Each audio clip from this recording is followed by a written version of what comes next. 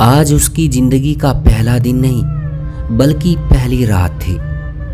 ऐसी रात जिसे सोचकर ही उसका दिल जोर जोर से धड़कने लगता था। ऐसा लग रहा था मानो धड़कनें चल नहीं रही बल्कि दौड़ रही हो। उसके हाथ पैर ठंडे पड़ चुके थे और माथा पसीने से भीग गया था। वह एक आलीशान कार की पिछली सीट पर बैठी थी। बचपन से लेकर आज तक उसने ऐसी महंगी गाड़ी को सिर्फ दूर से देखा था, लेकिन आज वो उसी गाड़ी में बैठी थी। विडंबना ये थी कि जिस सुख सुविधा का सपना लोग देखते हैं वही उसके लिए किसी सजा से कम नहीं लग रही थी। कार की खिड़की से बाहर देखते हुए वो अपने जीवन के बीते दिनों को याद कर रही थी। हालात ने उसे इतनी जल्दी बड़ा बना दिया था कि उम्र से पहले ही उसे दुनिया की सच्चाइयों का सामना करना पड़ गया था। आज पहली बार उसने किसी इंसान की इंसानियत का भरोसा करने का फैसला किया था। उसके मन में एक छोटी सी उम्मीद अभी भी बाकी थी कि शायद सामने वाला आदमी उसकी मजबूरी समझेगा और उसकी मदद करेगा, लेकिन उसके भीतर एक भयंकर संघर्ष चल रहा था। वो बार बार अपनी परेशानियों को याद कर रही थी और समझ नहीं पा रही थी कि सबसे बड़ी मुसीबत कौन सी है, घर की गरीबी, परिवार की जिम्मेदारियां या फिर अपनी इज्जत बचाने की चिंता। अगर वो अपनी परेशानियों की सूची बनाती तो सबसे ऊपर अपनी इज्जत को ही रखती, क्योंकि उसके लिए दुनिया की हर चीज से बढ़कर उसकी आत्मसम्मान और मर्यादा थी। मगर आज हालात उसे ऐसे मोड़ पर ले आए थे जहां उसे अपने सबसे बड़े डर का सामना करना पड़ रहा था। नंदिनी के घर की हालत दिन ब दिन बदतर होती जा रही थी। उसकी माँ कई दिनों से बिस्तर पर पड़ी थी। तेज बुखार और बीमारी ने उन्हें इतना कमजोर कर दिया था कि वे ठीक से उठ भी नहीं पाती थी। घर में दवाइयों के लिए पैसे भी नहीं थे। छोटे भाई बहन भूख से तड़प रहे थे। मकान मालिक किराया ना मिलने की वजह से घर खाली करने की चेतावनी दे चुका था और कॉलेज की फीस भी बाकी थी। कुछ दिन पहले उसकी नौकरी भी छूट गई थी, इसलिए हर तरफ से मुसीबतों ने उसे घेर रखा था। घर से निकलने से पहले वो अपने छोटे से पूजा घर के सामने बैठकर भगवान से हाथ जोड़कर प्रार्थना कर चुकी थी। उसकी आंखों से आंसू लगातार बह रहे थे। अब कार में बैठी उसे घर का वो आखिरी दृश्य बार बार याद आ रहा था। जैसे ही वो बाहर निकलने लगी थी तभी उसकी बीमार माँ ने कमजोर आवाज में पूछा था, बेटा आज कुछ खाने का इंतजाम हो जाएगा ना? माँ की वो टूटी हुई आवाज उसके दिल को चीर गई थी। तभी उसकी छोटी बहन पूजा भी पास आकर बोली थी, दीदी आपने कहा था ना कि रात को खाना मिलेगा। कमजोरी की वजह से उसकी आवाज कांप रही थी। नंदिनी ने उसे प्यार से गले लगाया, चारपाई पर लिटाया और उसके माथे को चूमते हुए कहा, थोड़ा इंतजार कर, मैं जल्दी लौटूंगी। तभी उसका छोटा भाई रोहन पास आकर बोला, दीदी जब तक आप नहीं आओगी मैं भी नहीं सोऊंगा। भाई की मासूम बात सुनकर उसकी आंखें फिर भर आई थी। उसी पल उसे महसूस हुआ था कि आज वो जो कदम उठाने जा रही है शायद वही उसके परिवार की आखिरी उम्मीद बन चुका था। तभी उसकी नज़र अपने छोटे भाई मोहन पर पड़ी। वो मासूम आंखों से उसे देख रहा था। नंदिनी ने उसे अपनी बाहों में भर लिया और उसके माथे को चूम लिया। भाई के चेहरे पर फैली मासूम मुस्कान ने उसके दिल को अंदर तक तोड़ दिया।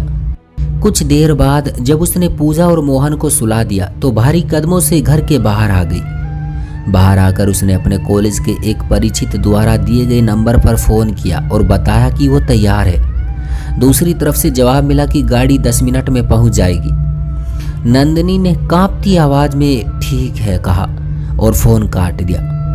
ठीक 10 मिनट बाद एक लग्जरी कार उसके घर के सामने आकर रुकी और उसका सफर शुरू हो गया। पूरे रास्ते वो बेचैन बैठी रही। उसके मन में हजारों सवाल और डर उमड़ रहे थे। कुछ देर बाद कार एक बेहद आलीशान कोठी के सामने जाकर रुकी।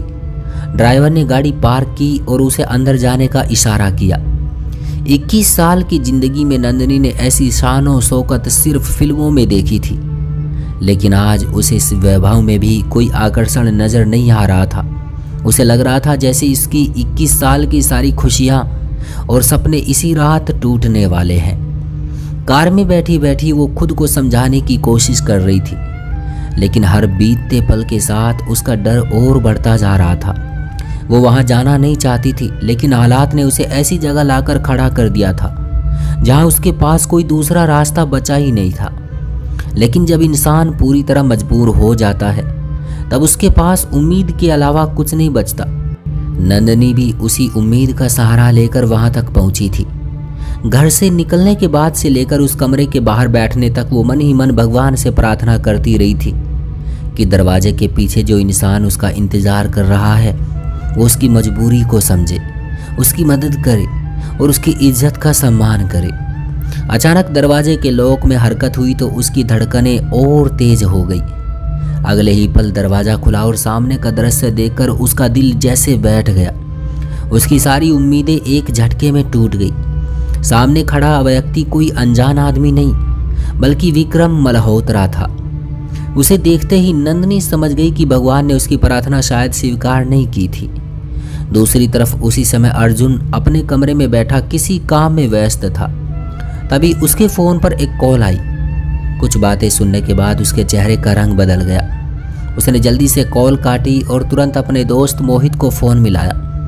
मोहित, तुरंत तैयार हो जाओ और रोहित को भी साथ लेकर निकलो, मामला बहुत गंभीर है, अर्जुन ने घबराई हुई आवाज में कहा। दूसरी तरफ से जवाब सुनते ही वो कुर्सी से उछलकर खड़ा हो गया। उसे अब यकीन हो चुका था कि नंदनी बहुत बड़ी मुसीबत में फंस चुकी है और अगर उसने देर की तो शायद बहुत देर हो जाएगी। नंदनी सामने खड़े विक्रम मल्होत्रा को अच्छी तरह पहचानती थी।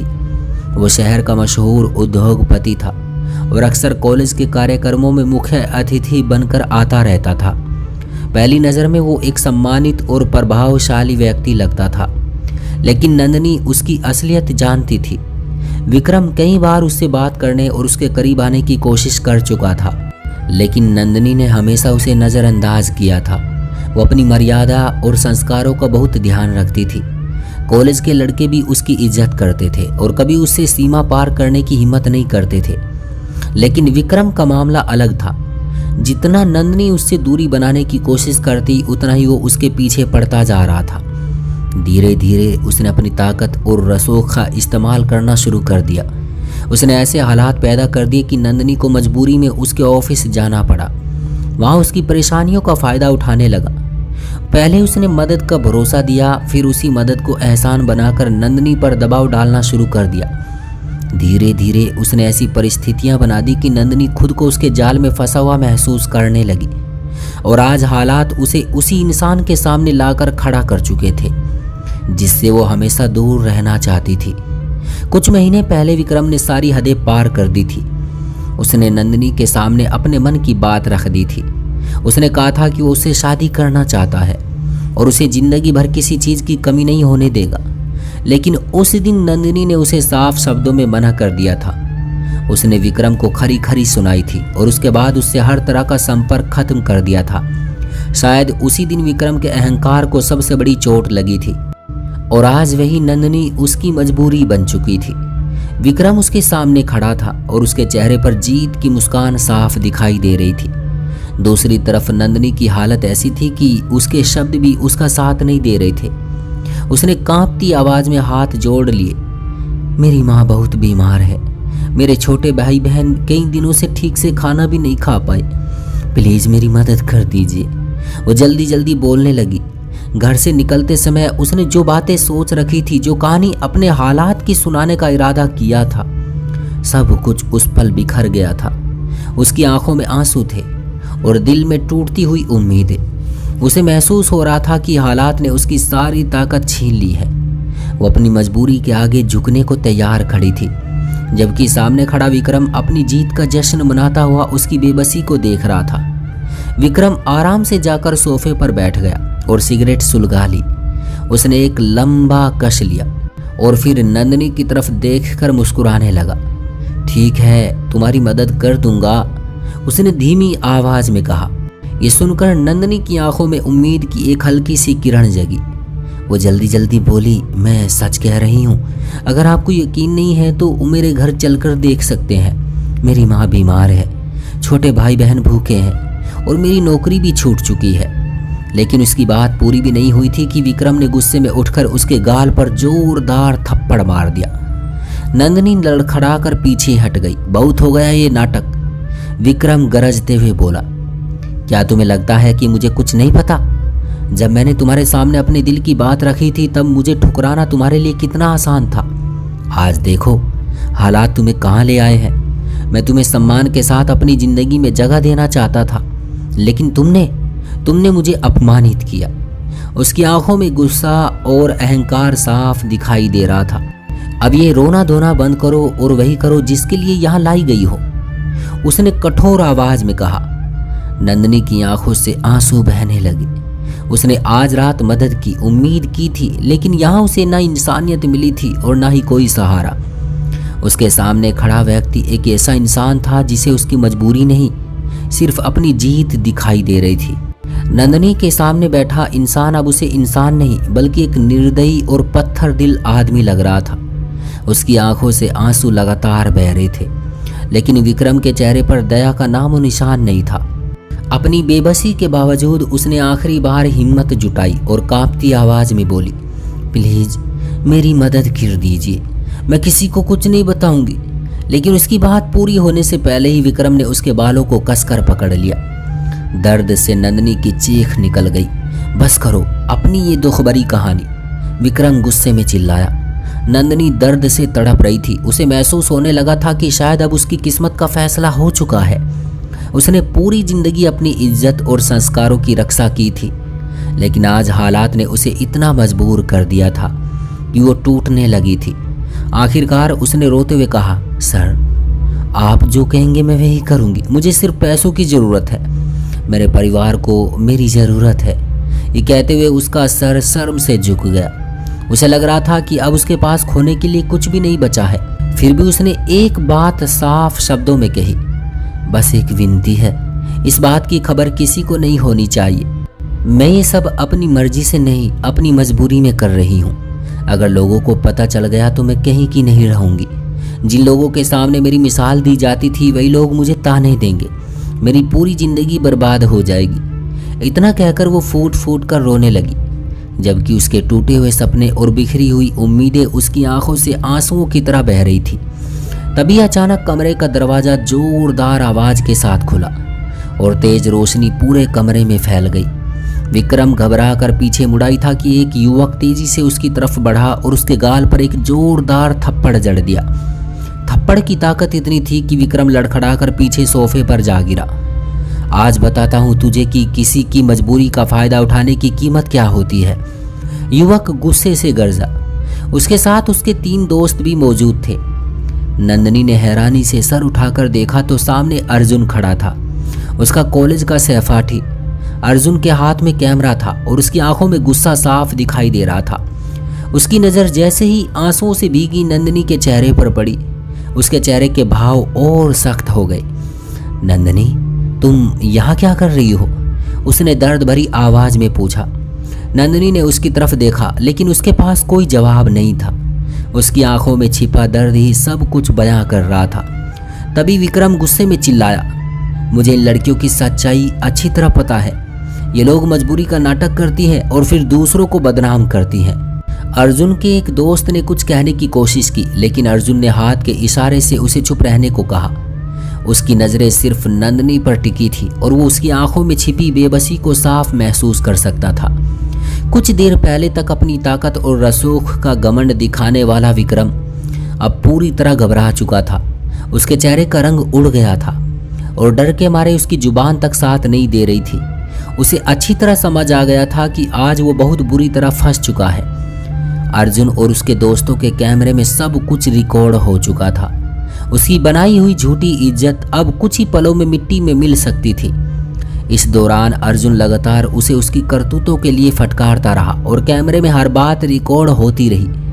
बार बार कैमरा नंदिनी की तरफ भी घूम जाता, जो एक कोने में बैठी पत्थर की मूर्ति की तरह सब कुछ देख रही थी।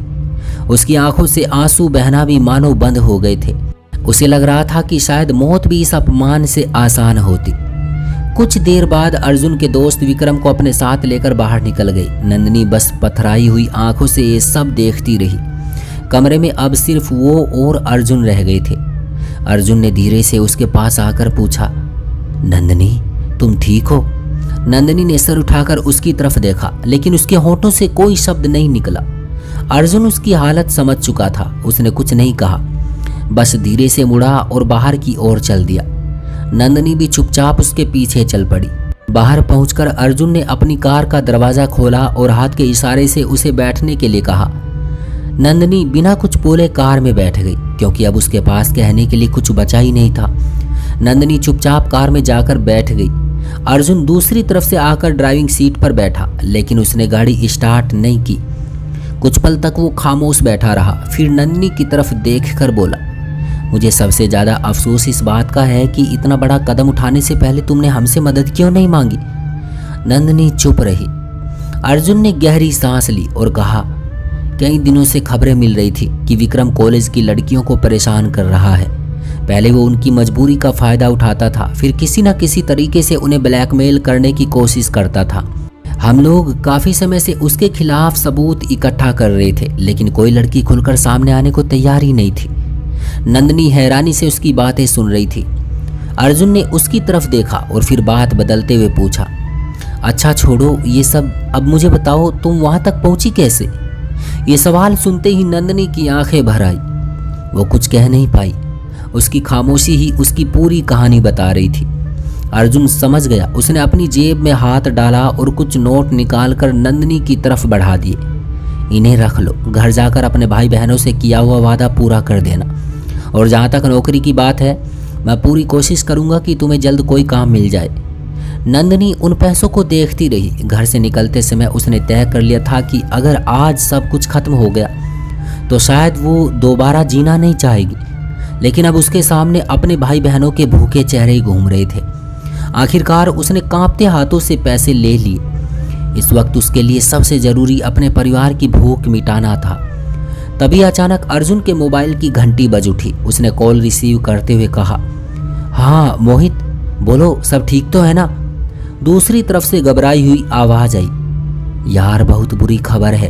हम लोग वहाँ से निकलने के बाद होटल के सामने रुके थे, तभी एक तेज़ रफ्तार टैंकर ने हमारी गाड़ी को टक्कर मार दी। गाड़ी पूरी तरह बर्बाद हो गई है और कैमरे भी टूट गए हैं। विक्रम के खिलाफ जो वीडियो सबूत हमारे पास थे सब खत्म हो चुके हैं। ये सुनकर अर्जुन कुछ पल के लिए चुप हो गया। उसने गर्दन घुमाकर नंदिनी की तरफ देखा और फिर बोला, ठीक है मैं 10 मिनट में पहुंचता हूँ। कॉल काटने के बाद उसने सारी बात नंदिनी को भी बता दी। कुछ पल खामोश रहा, फिर अर्जुन हल्की मुस्कान के साथ बोला, नंदिनी मुझे लगता है भगवान तुम्हारे साथ है। पहले उन्होंने तुम्हें एक बहुत बड़ी मुसीबत से बचाने के लिए हमें सही समय पर वहाँ भेज दिया, फिर न जाने कैसे मुझे वहाँ रुकने का मन हुआ और अब जो आखिरी सबूत थे वो भी नष्ट हो गए। ऐसा लगता है जैसे ऊपर वाला तुम्हारी इज्जत और तुम्हारा सम्मान हर कीमत पर बचाना चाहता है। अर्जुन की बातें सुनकर नंदिनी की आंखें भर आई। कुछ देर पहले तक उसे लग रहा था कि भगवान ने उसकी सुनना छोड़ दी है, लेकिन अब उसे महसूस होने लगा था कि शायद हर मुश्किल के पीछे भी कोई अदृश्य शक्ति उसका हाथ थामे खड़ी थी। उसके कांपते हुए होठों पर पहली बार हल्की सी मुस्कान आई और उसने खिड़की के बाहर आसमान की तरफ देखा, मानो चुपचाप भगवान का धन्यवाद कर रही हो। नंदिनी को समझ नहीं आ रहा था कि भगवान उसकी मदद किस तरह कर रहे हैं। कुछ देर पहले तक उसे लग रहा था कि उसकी दुनिया खत्म हो चुकी है, लेकिन अब हर पल जैसे कोई अदृश्य शक्ति उसका हाथ थामे खड़ी थी। उसकी आंखों से आंसू रुकने का नाम नहीं ले रहे थे। अचानक उसने कार का दरवाजा खोला और बाहर आ गई। अर्जुन भी तुरंत उसके पीछे बाहर निकल आया। सड़क किनारे खड़ी नंदिनी आसमान की तरफ देख रही थी। उसकी आंखों में दर्द, राहत और कृतज्ञता तीनों भाव एक साथ दिखाई दे रहे थे। अर्जुन कुछ पल तक उसे देखता रहा, फिर धीरे से उसके सामने आकर खड़ा हो गया। उसने नंदिनी की आंखों में देखते हुए कहा, आज मैं तुमसे एक वादा करता हूँ, अब मैं तुम्हें कभी अकेला नहीं छोड़ूंगा। पहले भी तुम मेरे लिए बहुत खास थी, लेकिन आज तुम्हारे साहस और अपने परिवार के लिए किए गए त्याग ने मेरे मन में तुम्हारे लिए और भी सम्मान भर दिया है। बेफिक्र रहो, आज रात जो कुछ हुआ उसके बारे में तुम्हें किसी के सामने शर्मिंदा नहीं होना पड़ेगा। मैं तुम्हारे सम्मान की रक्षा के लिए हर मुश्किल के सामने दीवार बनकर खड़ा रहूंगा। अर्जुन की आवाज में सच्चाई और अपनापन साफ झलक रहा था। नंदिनी ने कुछ नहीं कहा, बस हल्के से सर हिला दिया। फिर उसने आसमान की तरफ देखा। ऐसा लग रहा था मानो उसकी सारी प्रार्थनाएं आखिरकार सुन ली गई हो। कुछ देर पहले जो रात उसे अपनी जिंदगी की सबसे डरावनी रात लग रही थी, वही रात अब उसे एक नई उम्मीद देकर जा रही थी। उसके मन में बस एक ही विचार बार बार आ रहा था कि भगवान कभी भी किसी सच्चे इंसान का साथ नहीं छोड़ते। देर जरूर होती है लेकिन न्याय जरूर मिलता है। दोस्तों, आपका क्या कहना है इस कहानी के बारे में? कमेंट जरूर कीजिएगा और वीडियो को लाइक करके चैनल को सब्सक्राइब भी कर लीजिएगा। तो चलिए दोस्तों, मिलते हैं अगली वीडियो में। तब तक के लिए आप सभी का बहुत बहुत धन्यवाद।